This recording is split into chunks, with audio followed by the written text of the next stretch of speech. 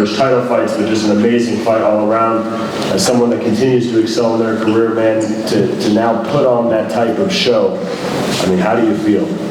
Yeah, look, that fight, it was one for the books. I've said already that British title brings out a lot in people, and definitely between me and Frazer, it brought out the best in us. I think like you said there, it was a fight for the books, one for the histories, because we know how much that belt means to a lot of people, and how much obviously means to me and means to us, and we've got a hell of a show. Absolutely. Michael LaFoe joined us as well. Thank you for joining us. I'll ask a quick question to you as well. I mean, obviously, you ride or die for Fabio. You obviously manage him and work with him, man. So watching that and seeing the reception of everything and just an instant classic, how do you feel? Yeah, I share the same opinion. It was a classic. Both of them showed great grit, and they grinded it out. I thought Fabio Wardley won by a point or two. When you look at the knockdown and the point deduction, I don't know how we can see a 115, 112. Thought Fabio won by a round, but yeah, he put in a fantastic effort and showed everybody why he's the champion, and why he will remain the champion for as long as he wants to be the champion. Absolutely. Ben, you already spoke very highly of Fabio, but anything else that you want to say? Yeah, just incredible. We knew he had heart. But to be that dangerous even when he's hurting, and to keep coming, and it was special. And for both of them, to be honest, everyone got a classic. But those late rounds when both of them are out of their feet and they just keep coming. I mean, Fabio's face was a sight to behold, and he just kept getting up, and at no point did I feel like Frazer didn't have to be careful, and that says a lot about Fabio.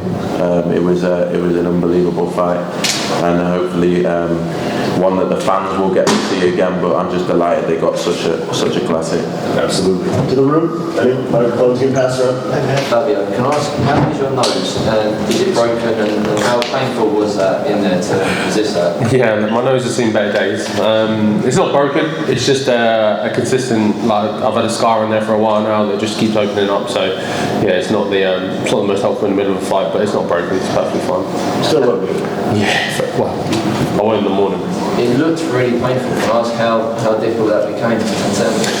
Yeah, look, it was just more of an annoyance, to be honest. Just like blood getting in my mouth, blood getting in my eyes. That's more of it. Like when you're in the middle of a firefight like that, in a fight like that, you're not going, ouch, that punch hurts. Like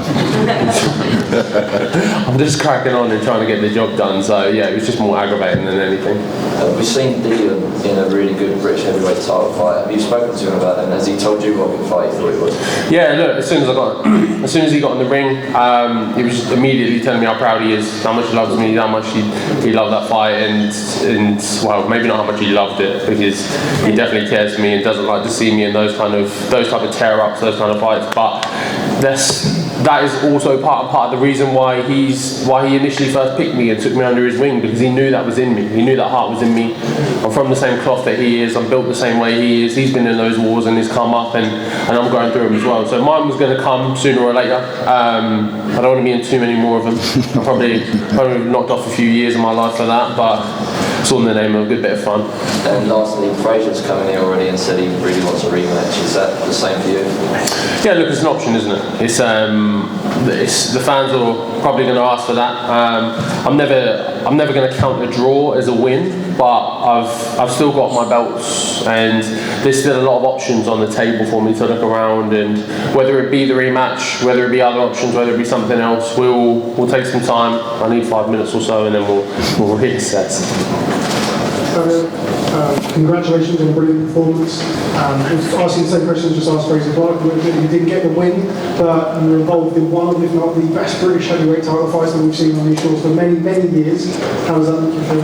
Yeah, look, immensely proud. The performance itself, I'm not the most happy with. I did a lot of things wrong. I made a lot of mistakes, but it's all learning. I know I've had 16, 17 fights in this game now, or 18 this one, but I'm still quite fresh. I'm still learning, and that fight definitely taught me a lot. So to be able to put on a performance like that, in terms of entertainment value for the fans, and and just give the belt the respect it deserves to be fought for like that is something I'm immensely proud of. The opening rounds, first 3 or 4 rounds, you were having to deal with that lead hand from Frazer. Just how difficult was that, and how did you get past it? Yeah, look, I was having to assess and take some time and look at things. In them initial rounds, he was actually a bit sharper than I thought he might be, and he came out pretty well and was shooting that jab away. And it had to take me some time to figure out some timing and stuff. But eventually, I did. And final question for you is, it's been well documented in the build-up before, white collar fights and this and that. Just what does it mean to play your part in something like that, considering where you've come from? I know it's part of the story that you've kind of tried to move away from, but it is relevant. How do you feel knowing how many people are watching this and go, I've done my part, I can do that? Yeah, look, that's something I pride myself on. No matter where, no matter how it's brought up, no matter how people speak about it, white collar is a part of me. It's where I started from, so I've always been extremely proud of it, and I've always wanted to be the person that someone can look towards and say, look, okay, I'm doing white collar, but if I love the sport, I'm dedicated, I'm committed, I want to give myself to it, I can have success in professional boxing. So to be able to carry that on my shoulders is something I'm hugely proud of and will always be. Congratulations again, credit to the Thank you. Fab. Hi mate. Mate. First of all, that was crazy.